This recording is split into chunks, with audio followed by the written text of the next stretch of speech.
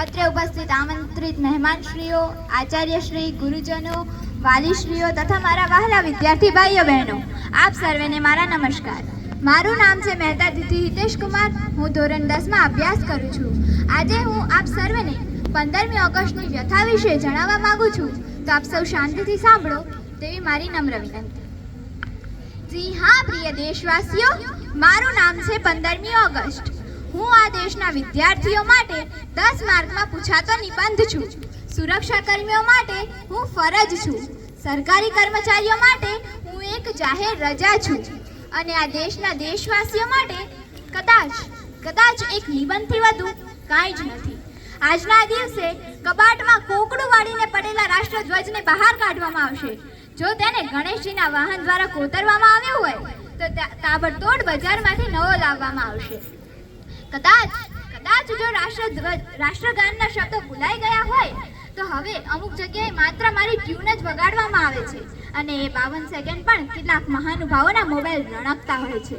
આ બધું જ મેં મારી સગી આંખે જોયું છે. કારણ કે હું મૂંગી અને લાચાર 15મી ઓગસ્ટ છું. ત્યારબાદ નક્કી કરાયેલા 8 થી 10 દેશભક્તિના ગીતો પર નાના ભૂલકાઓ અભિનય ગીતો રજૂ કરશે અને તેમની જેટલી સંખ્યામાં ઉપસ્થિત શ્રોતાઓ દ્વારા તેમને વધાવવામાં આવે છે. અને ઓક્સિજન પર રહેલી મારી આ હાલતને ટકાવવા માટે તથા તે બાળકોને પ્રોત્સાહન આપવા માટે દાતાઓ દ્વારા ઇનામો જાહેર કરવામાં આવે છે. પોતાની સાથે થતા અન્યાય રોકવા માટે ગમે ત્યારે આંદોલન કરવા માટે તૈયાર હોય તેવા લોકોએ છેલ્લા કેટલાક વર્ષોથી 5 મિનિટ કાઢીને મારી માટે રાષ્ટ્રધ્વજ ફરકાવ્યો હોય કે રેલી કાઢી હોય તેવું મને સાંભળતું નથી. કારણ કે તેઓ પોતાના કામમાં જ વ્યસ્ત છે. તેઓને પોતાના દેશની કદર હોય કે ના હોય, પરંતુ તેઓને પોતાના દેશ પ્રત્યે કોઈ લાગણી તો નથી જ.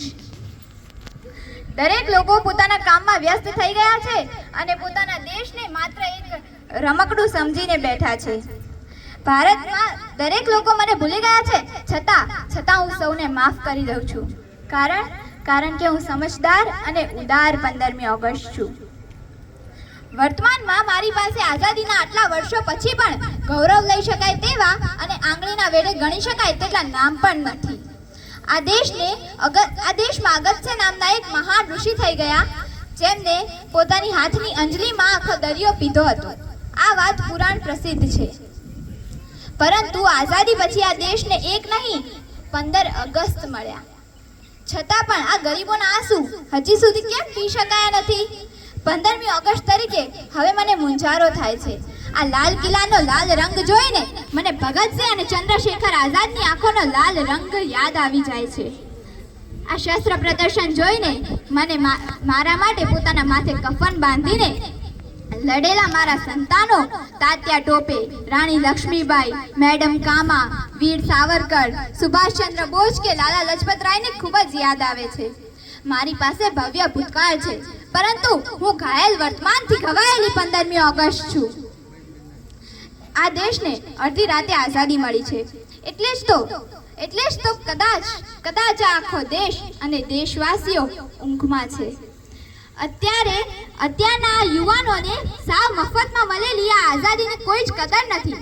એટલે જ તો કદાચ આ દેશના યુવાનો આ દેશમાંથી જલ્દી ભણી ગણીને વિદેશ સેટલ થવા ઈચ્છે છે. અરે મેં ગાંધીથી લઈને અન્ના હજારે સુધીના ઉપવાસોને અનુભવ્યા છે.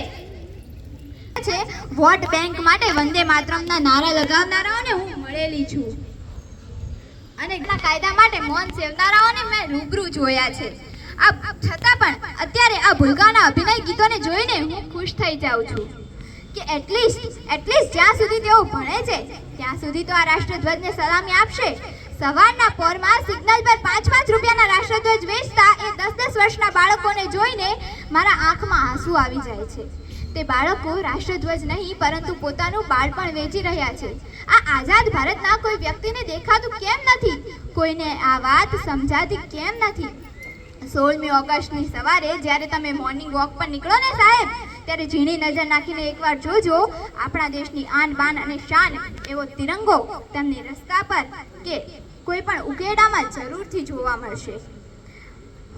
હે ભારતવાસીઓ, હું તમને મારી એટલી જ અંતિમ વિનંતી કરું છું કે આપ સર્વે, મેં ભલે તમને આ દિવસે આઝાદી આપી હોય, પરંતુ આપ સર્વે મને આ દિવસમાંથી મુક્તિ આપો, કારણ કે તમારી આ અલ્પસંખ્યાની હાજરી જોઈ મારા શરીર પર ઉજરડા આવી જાય છે. તમારી આ બેદરકારીથી હું રોજ રોજ મરું છું. બસ હવે મારું આ રાજીનામું સ્વીકારી લ્યો. છતાં પણ હું 10 માર્કના નિબંધ તરીકે તો તમારી વચ્ચે જીવવાની જ છું ને. જે લોકો ધ્વજવંદન કરે છે તેમને મારા વંદન, અને જે નથી કરતા તેમને મારા અભિનંદન, કારણ કે તેમ છતાંય તે લોકો પોતાની જાતને ભારતીય ગણાવે છે. આશા રાખું છું કે આપ સર્વેને મારી વાત સમજાઈ હશે.